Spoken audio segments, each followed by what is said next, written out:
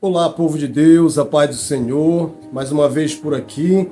Eu gostaria de trazer uma reflexão para o teu coração, para que nesse momento nós possamos meditar, refletir sobre um texto das Sagradas Escrituras, um texto muito conhecido do povo de Deus, que se encontra em Mateus 4 e o versículo 4, onde nós entendemos que a essência do ser humano é a sua base, é a sua sustentação, é dali que provém tudo nessa vida, nessa existência. Tudo que eu faço nessa realidade, nessa vida física, palpável, material, eu faço a partir daquilo que eu sou, a partir da minha essência. Em Mateus 4, Cristo ele responde ao diabo durante a sua tentação que nem só de pão viverá o homem, mas de toda a palavra.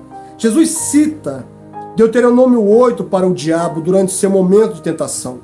Isso é algo muito comum na vida espiritual. Porque todas as vezes que o homem ou a mulher decide subir a vida espiritual, decide caminhar os degraus, subir os degraus da vida espiritual através da oração, que é o exercício mais poderoso que o homem pode praticar nesta vida, toda vez que o homem começar a se dedicar a uma vida de busca por Deus, eu não estou falando de religião, eu não estou falando de placa denominacional, eu estou falando do homem físico, material, orgânico, entrar em contato com o ser metafísico espiritual. Eu estou falando de uma experiência sobrenatural, daquilo que os céticos, os ateus, os gnósticos não creem, porque eles só acreditam naquilo que é palpável. Eu estou falando daquilo que é espiritual. Isso é uma coisa muito contraditória, porque hoje na nossa pós-modernidade, e quando eu falo pós-modernidade, eu estou trazendo uma interpretação desta palavra pós-modernidade para aquilo que é o abandono dos princípios e valores espirituais, da ética, da moral, de Deus, da família, o abandono daquilo que sustentou a nossa vida nesse mundo, que trouxe a nossa civilização até onde nós chegamos. Então, quando eu falo pós-modernidade, eu estou falando do abandono. Esta geração, na sua grande maioria, já não quer acreditar nos valores que trouxe a nossa civilização até aqui com vida. Nós avançamos, nós chegamos aqui como ocidentes que nós somos, através de valores, princípios esses que foram construídos através da filosofia grega e através da fé judaica cristã. Então, quando chega agora, nesta geração pós-moderna, a nossa contemporaneidade, através de homens e mulheres perversos, que simplesmente olharam para o passado e não sequer observaram, estudaram, analisaram o sofrimento, a trajetória, as várias noites e horas de estudo que homens e mulheres, pais de família, pessoas, autoridades, que se desenvolveram, que se desempenharam, que trabalharam arduamente para construir, para edificar, para solidificar princípios e valores, para fazer o nosso ocidente caminhar e chegar aonde nós chegamos. Algumas pessoas, a partir do século XX, início do século XIX, século XX, começaram a escrever, começaram a querer desfazer tudo, simplesmente porque não concordaram com A, com B ou com C. Isso fala de ressentimento, isso fala de amargura na alma, isso fala de alguém que não se entendeu a si próprio e que simplesmente quis colocar a culpa em A, B ou C. Isso fala também, meu querido e minha querida, de não conhecer de fato Deus. E o grande problema de muitas pessoas é que eles conhecem a religião. Eles conhecem o religioso, a religiosa. E sabe quem é o religioso? No sentido aqui que eu estou trazendo, não estou atacando a religião em si, estou atacando aquele que parou em um simples segmento de dogmas, de tarefas. Você está me entendendo? De pessoas que simplesmente seguem uma placa, um livro que alguém escreveu, sem querer primeiramente consultar aquele que é o grande eu sou, sem primeiramente conhecer a Deus. Não tem coisa pior do que um cristão que não conhece a Deus. Ele fez teologia, ele conhece, ele é um homem de oração, ele vai para a igreja, etc. Mas ele não tem ainda um desenvolvimento espiritual, ele não tem ainda uma intimidade, ele não tem ainda um relacionamento profundo com Deus. Essa pessoa é chata, é amargurada, essa pessoa vai condenar todo mundo, essa pessoa vai julgar todo mundo, essa pessoa está sempre se colocando... É muito fácil conhecer um religioso. É muito fácil conhecer uma religiosa. São as piores pessoas que você vai querer ficar próximo, pelo menos meia hora. Cansa, porque ele só fala de si para si. Lembra da oração do fariseu? Deus, eu te louvo, eu te agradeço, porque eu não sou como os determinados homens que estão aqui. Eu não sou adúltero, eu não sou isso, eu não sou ladrão, eu não sou como aquele publicano ali atrás. São pessoas que estão o tempo todo arrotando santidade. É chato ficar perto de gente assim. Eu não suporto. Eu estouro logo o balão, sabe? Ele começa a falar, o balão começa a se encher, e eu não tenho muita paciência para esse tipo de personalidade, porque essa personalidade é uma personalidade de muita ignorância. Eles carregam a Bíblia debaixo do braço como um adereço, eles carregam. Para onde eles vão, eles estão com a Bíblia debaixo do braço. Mas você chega perto deles, eles não se parecem com Cristo. Eles estão o tempo todo batendo nos outros, condenando. Esse vai para o céu, esse vai para o inferno. Eu já estou no céu. Então, são as piores pessoas que você pode escolher para você ficar próximo. Você pode se corromper. Você pode se perder. Você pode perder o seu lado humano, sabe? Esse lado humanista do ser humano, essa capacidade de simplificar a vida, de simplificar a existência, de facilitar a vida de todos. Se você ficar muito tempo perto dessas pessoas, você vai acabar se parecendo com elas. Agora, então, a questão é, ande com pessoas espirituais, com pessoas que são poderosas, espiritualmente falando, mas pessoas inteligentes, que reconhecem quem elas são em Cristo. E quem nós somos em Cristo? Pecadores.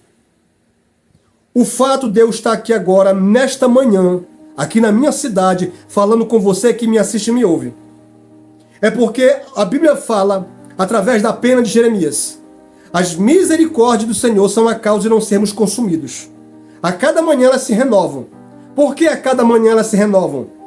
Porque ontem à noite, o meu nível, a taxa, de abuso contra a graça de Deus, eu esgotei ontem à noite. Com a minha truculência, com a minha chatice, com a minha falta de sensibilidade para com o meu próximo, minha esposa, minha filha, minha mãe, os meus irmãos, as pessoas que não são cristãs. Eu extrapolei o limite da graça de Deus. E para que Ele não me mate, quando amanhece o dia, a graça e a misericórdia dEle que faz eu estar respirando aqui agora, falando com você, ela tem que ser renovada. É automático, já cai na conta. A misericórdia dEle é o fato de não sermos consumidos. Eu sou cristão. Eu tenho o Espírito dEle.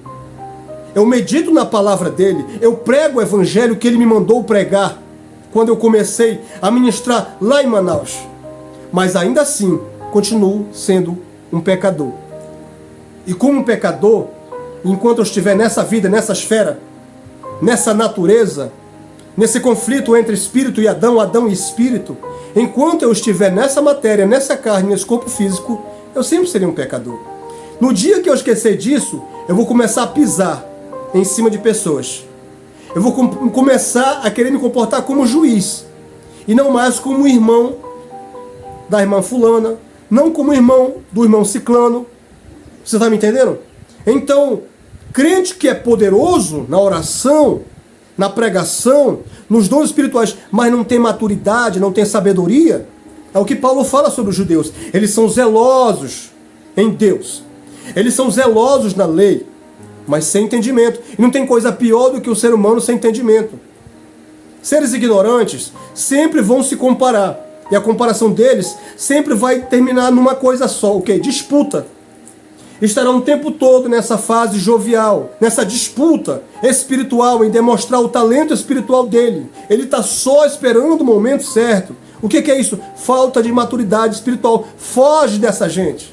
Foge desse povo. Procura pessoas espirituais, mas que sejam simples, humildes, verdadeiros homens e mulheres imitadores de Cristo. O apóstolo Paulo, quando escreve a igreja de Corinto, ele diz assim: o que tu tens de diferente que não foi te dado? E se foi te dado, por que você se comporta como se não fosse te dado? Quer dizer, a falta de inteligência faz eu pensar que existe algo de mim mesmo que seja capaz de curar, libertar, a pregação. Esse dom que eu estou exercendo aqui agora de pregar, de ministrar, de exercer o ofício de pregação, isso aqui não vem de mim. Por mim, eu ainda estava no Amazonas cheirando cocaína. Por mim, eu ainda estava no Amazonas fumando maconha. Por mim, eu já estava sepultado nas terras do Amazonas. Mas pela graça, que é o fato e a causa primária de não sermos consumidos, eu estou aqui dizendo para você que nem só de pão, para me manter essa estrutura física, nem só de pão eu vou viver. Eu preciso do pão para me trabalhar, para me viver, manter minhas células, meu corpo orgânico. Mas para que eu possua a essência de vida espiritual daquilo que desce do alto, da parte de Deus, em quem não há sombra de variação, para me manter essa essência, eu preciso da palavra. Eu preciso me alimentar da palavra. E não é só uma questão de ler. Eu preciso ler e entender a palavra. Quanta gente já matou pessoas, mataram no sentido espiritual da palavra, porque leram a Bíblia Sagrada e não compreenderam. Se tornaram juízes de causas espirituais. Se tornaram juízes.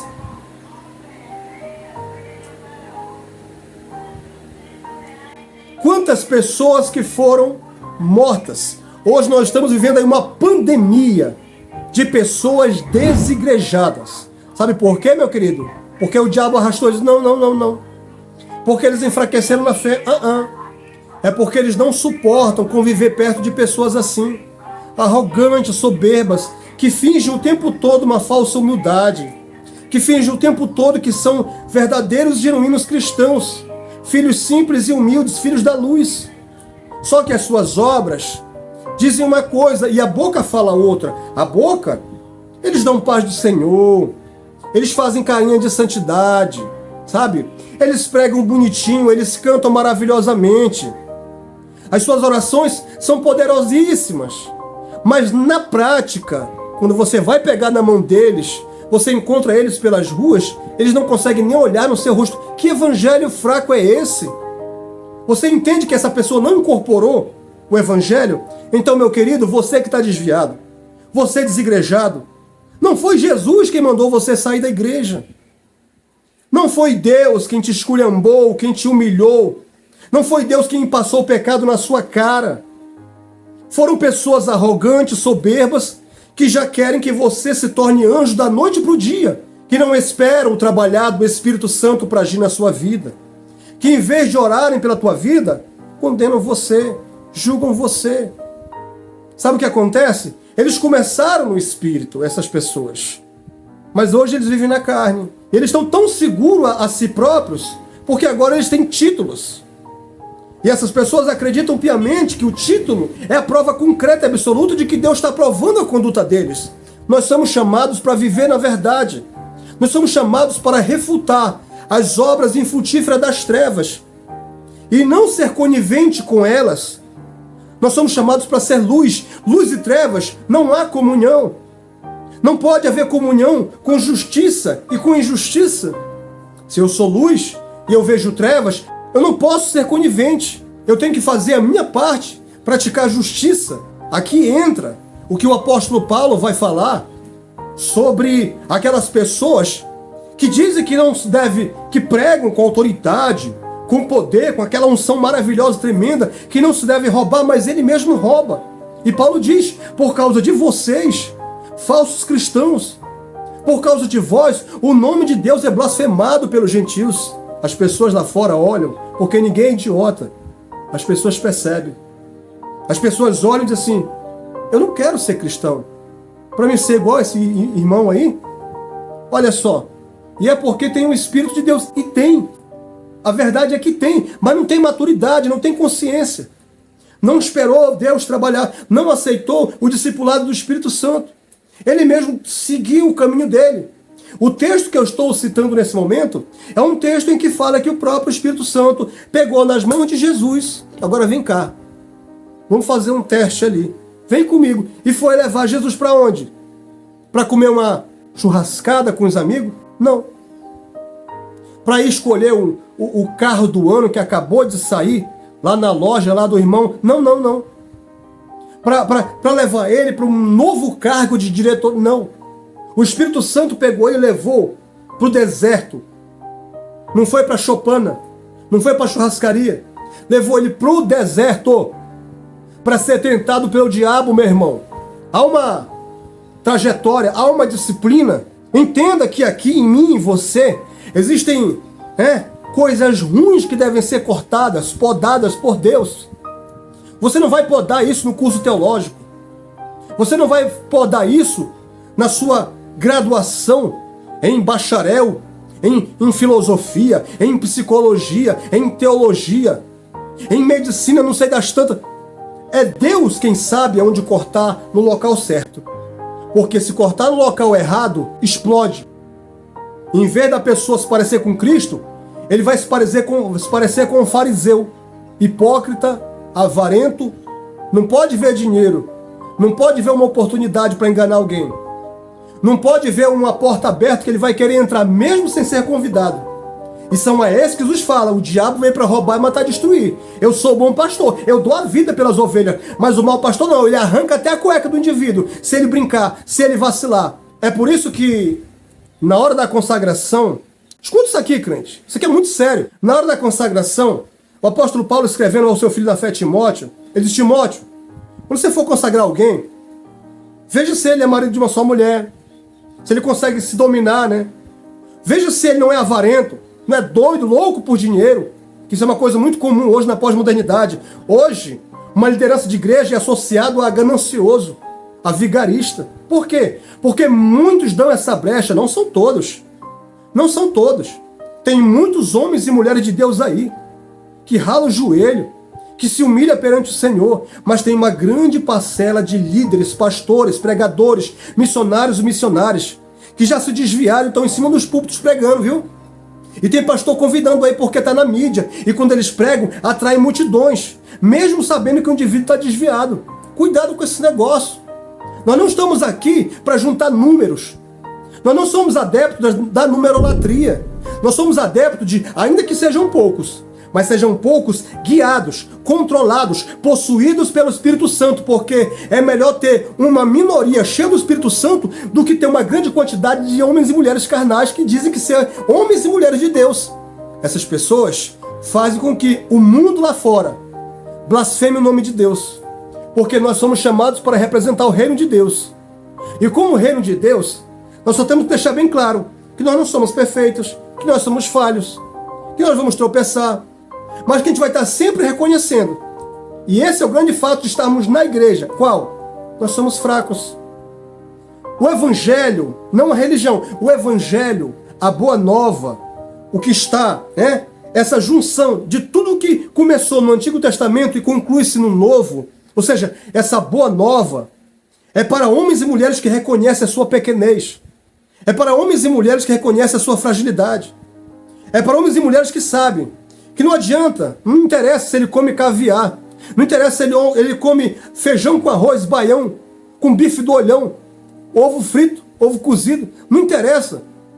O que importa é que ele sabe que se ele come caviar ou o bife do olhão, mas ainda assim ele sabe que a essência da sua vida que mantém o coração, o pulmão, a sanidade mental, a mente e tudo que ele é, tudo que mantém ele de pé é o que vem da boca de Deus. Isso significa nem só de pão viverá o homem. Então não interessa o que eu como. O que interessa é o que me mantém de pé, de fato, de verdade, em essência, em espírito e em verdade. É a palavra viva de Deus. É o Espírito de Deus. Ela nos move a fazer coisas que a gente não quer fazer. Ela nos impulsiona, nos capacita, nos dirige a fazer coisas que nós jamais faríamos por nós mesmos. Com 1000 anos que nós poderíamos viver, jamais faríamos, realizaríamos coisas que não estão ao nosso poder fazer. Jesus nos capacita. Isso de graça, sem pagar 1 centavo. É de graça. Eu não sei qual é a prisão que você vive na tua natureza carnal. Eu não sei qual é o vício. Eu não sei qual é a prisão que você vive. Mas eu te digo uma coisa. Você que me assiste, você que me ouve. A palavra que sai da boca de Deus, ela tem o poder para mudar esse vício, esse problema, essa prisão existencial que você vive aí, através do seu poderoso Espírito. A palavra de Deus, ela é viva, ela é eficaz, ela é mais penetrante do que espada de dois gumes. Ela vai lá no âmago da tua alma, lá na tua essência. E quando a essência verdadeiramente é transformada, a gente não precisa mais ficar mascarando aqui o tempo todo, fingindo o tempo todo. Nem só de pão vive o homem, mas de toda a palavra que sai da boca de Deus. Coloca a palavra de Deus na tua vida. Coloca a palavra de Deus no teu cardápio pela manhã. Separe um momento. Na palavra de Deus, em tudo que ela representa, ela não é pesada. O mandamento de Cristo, ele não é pesado. O meu fardo é leve, diz o Senhor. Quem torna o fardo pesado é a religião gananciosa, avarenta, arrogante, soberba. A religião, quando está centrada no dinheiro, no egocentrismo, nessa questão voltada para o homem e não para Deus, ela torna a vida do ser humano uma escravidão. Ele sai da escravidão mundana e entra na escravidão da religião, na doutrina do homem. Mas a doutrina de Deus, meu querido, oh maravilha! Ela traz paz para a alma, você se sente leve, aquele peso vai embora. Você consegue verdadeiramente ter paz, caminhar em paz, em meio a esse caos, a essa guerra existencial que os homens vivem um contra o outro. Então, quando Paulo escreve a Timóteo,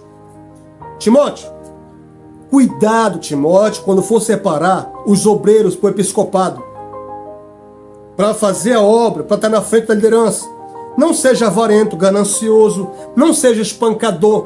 Palavras, né?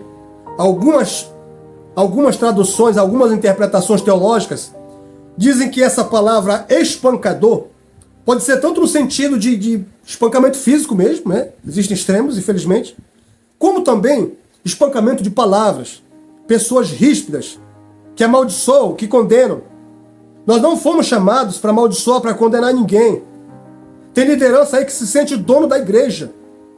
Nós não somos dono de igreja nenhuma. O que estamos fazendo aqui é pela graça, já falei, repito e digo, estamos aqui pela graça e misericórdia de Deus. Ela é a causa de não sermos consumidos. Quando acabar esse dia aqui, esta quinta-feira de novembro, hoje é 9 de novembro, quinta-feira de 2023, quando acabar esta quinta-feira, esse dia, no outro dia, as misericórdias de Deus têm que se renovar sobre mim. Por quê?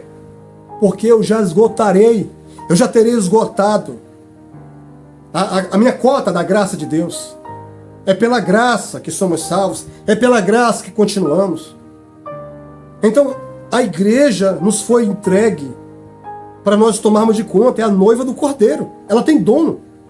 Então, tem pessoas que espancam, que matam pessoas com palavra, que lançam palavras duras, não quer nem saber do sentimento, principalmente nessa era bombardeada, há uma epidemia de transtornos emocionais, depressão, ansiedade generalizada, síndromes do pânico, e tem muitos cristãos que estão atravessando essa fase difícil em suas vidas, e muitas das vezes a liderança não tem sequer a sensibilidade de conhecer como é que andam as suas ovelhas, sai matando com palavras. E quando a pessoa se desvia, ele vai dizer que a pessoa foi fraca e que o diabo deu uma rasteira. Quando na verdade ele fez o papel do diabo. Cuidado, meu irmão. Nós somos chamados para apacentar. Nós chamamos a atenção, às vezes usamos o cajado, mas com muita moderação. Nós temos que ter esse cuidado. Então, quando Paulo está orientando o seu filho na fé, Timóteo, ele chega num ponto, e eu acho muito interessante essa fala. Ele fala a Timóteo, quando fores consagrar, além dessas questões aqui que eu te falei, que esse indivíduo não seja novo convertido. A palavra lá é neófito, né? Alguém que está no início ainda. Alguém que ainda está assim na imaturidade, um noviço. Alguém que ainda está novo na fé. Alguém que você ainda olha e você consegue encontrar elementos narcísicos, né? De exaltação, né? Um cara assim muito cheio de eu. Se você colocar essa pessoa numa empresa, ele vai quebrar a empresa. Ele vai matar pessoas. Ele vai se exaltar. Se você colocar essa pessoa na frente da liderança de uma igreja, ele tem uma grande chance de se ensoberbecer, de começar a gritar aí aos quatro ventos, dizendo que ele é o obreiro mais novo, né, da sua cidade, e que ele não é merecedor, mas que Deus o colocou lá. A boca fala uma coisa, mas as ações, como é que eu faço? Onde é que está o termômetro? Onde é que está o medidor? Para me saber se uma pessoa verdadeiramente já é inteligente, tem capacidade de receber aplausos, tem capacidade de receber um elogio. Como é que eu percebo isso? Na forma como é que ele trata as pessoas. Eu não estou falando de exibicionismo no culto. Eu estou falando no dia a dia, na família dele, na vizinhança, na rua. Ele é uma pessoa moderada? Ele é uma pessoa equilibrada? Ele é sincero? Ele é uma pessoa autêntica? Ou ele está naquele paz do Senhor, irmão, paz do Senhor, e não vive em paz? Está o tempo todo em conflito? Está naquela disputa espiritual? Uma coisa que é muito, também faz parte da nossa geração, essa disputa ministerial, quem canta mais, quem prega, quem toca, essa coisa de gente jovial, de gente imatura. O que isso tem a ver com o evangelho, povo de Deus? Encontrou essas naturezas, esses comportamentos em você? Entenda, isso é tua carne, isso não tem nada a ver com o espírito, isso é Adão. E por causa disso, o povo lá fora vai blasfemar do nosso Deus. Não é você tropeçar, não é você cair, não é você errar. Todos nós vamos errar. Eu estou falando você estar em cima do púlpito sem uma conscientização de quem você é em Cristo. Eu estou falando você estar exercendo o seu ministério sem refletir, sem filosofar, sem pensar, peraí, baseado na palavra. Como é que eu estou? Eu sou verdadeiramente um príncipe, uma princesa de Deus, ou eu sou um Naamã? Eu sou um grande homem perante as pessoas, mas por baixo desse paletó, por baixo dessa capa, por baixo dessa voz de adoração, que parece uma voz de anjo, dessa pregação de teólogo consagrado, manifestadamente, maravilhosamente poderoso, diante disso tudo, fora disso, quem sou eu? Tenho lepra por baixo da minha capa? Ou eu sou verdadeiramente autêntico? É essa a questão, é esse que é o ponto. Nós fomos chamados para viver a verdade. Jesus é a verdade. Então não espere muito tempo, fingindo-se, sendo um grande homem de Deus, quando na verdade você está leproso. Você está leprosa. Lepra mata, meu querido. Lepra deixa insensível, minha querida. Lepra faz parte da nossa natureza carnal.